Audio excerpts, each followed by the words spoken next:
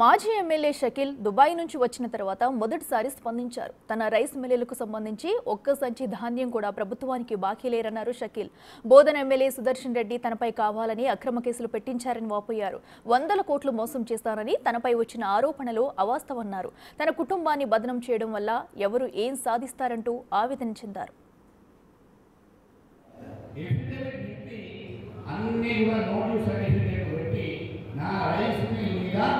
ఒక సంచి ధాన్యం కూడా డ్యూ లేదు అని అన్ని నోటీస్ సర్టిఫికేట్ ఇవ్వడం జరిగింది ప్రభుత్వం.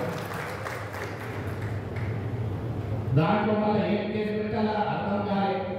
ఇక పెద్ద మెచ్చి పోయి కలెక్టర్ని కమిషనర్ని పిలుచుకొని ఆడ సీఎం సార్ దగ్గర కూర్చొని నువ్వు ఏమైనా నాకు మంత్రి పదవి వద్దు, షకీల్ మొత్తం కుటుంబం జైల్లో ఉండాలా అనే ఉద్దేశంతో ఈడ తప్పుడు కేసులు పెట్టడం జరిగింది.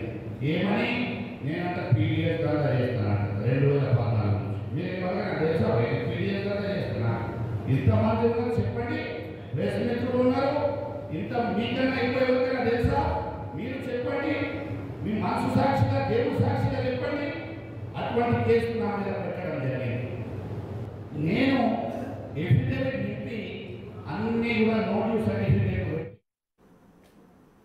బులెటిన్లో షార్ట్ బ్రేక్.